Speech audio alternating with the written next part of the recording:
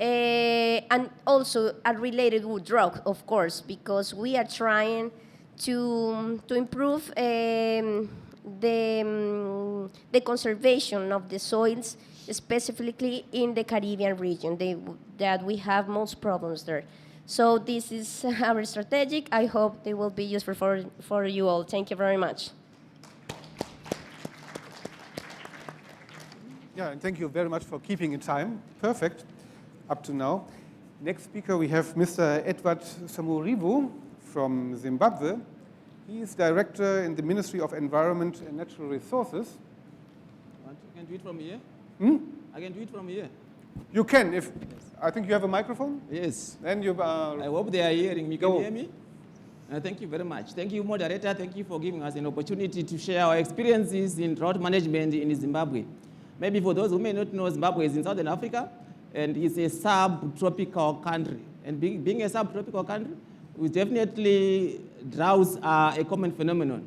In fact, the statistics show that in the last 4 decades, we experienced 13 droughts, 2 of them seriously. And I just want to make reference to one of them, which is 1992 one, which I experienced myself. For the first time in Zimbabwe, we ate yellow maize. Yellow maize in Zimbabwe was meant for livestock, not for people, but it was really serious to the extent that we had to eat yellow maize that particular time. And then we move on. As Zimbabwe, we don't have a current drought plan as yet, but we are in the process of developing one.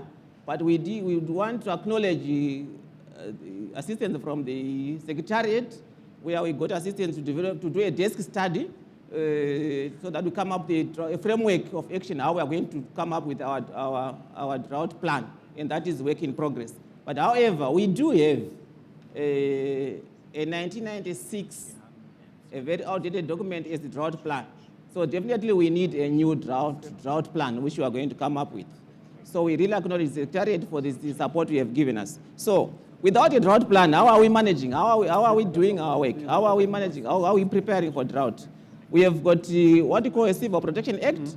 This Civil Protection Act is housed under the Ministry of Local Government, and brings together various stakeholders. We talk about government ministries, NGOs, development partners, private sector. So as we respond to disasters, in particular drought. And I want to emphasize that the emphasis on the aftermath of the drought. So the preparedness is not there that much. And however, what strategies are we using to address this? Number one, we used to have a very robust early warning system, particularly in the 1980s and in the 1990s. However, because of our challenges, we need to revamp it, particularly the meteorology side, where we need new equipment, where we need to increase the number of stations for data collection, so that we improve our forecasting. And under the early warning system, every rain season, we carry out in situ surveys, one mid-season and the other one towards end of season. And this will give us an indication, ladies and gentlemen, of where we are going, what yields are we expecting at the end of the day. And once we get that, we can start planning the logistics of importing if we need to import. We also carry annually what we call a ZIMVAC report, Zimbabwe Vulnerability Assessment Report, which is a multi-stakeholder grouping which focuses on the social side of things. They really go on the ground and find out who is being affected. Are children going to school? These kind of things. And this is also another input into how we assess our droughts, our position. And then we also ensure that, under normal circumstances, we keep a grain reserve of about 500,000 tons of grain. So we ensure that that grain, that 500,000 tons, is always available, so that we have a starting point, assuming we get a drought. Then we have an ambitious one, which we started implementing a couple of years ago, what we call the Crop and Livestock Import Substitution Program, and which is essentially where the government, in collaboration with the private sector, is giving different types of farmers inputs so that they grow their crops. And let me emphasize that this is not a free program. It's an on-cost recovery basis.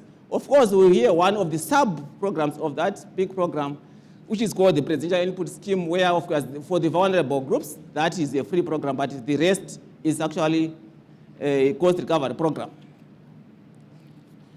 So, in terms of strategies, those are the key strategies that we are using to manage and prepare for drought. But we do have other sectoral policies, as already alluded to earlier by Secretariat. There are sectoral policies which address this preparedness. We have what we call the water policy.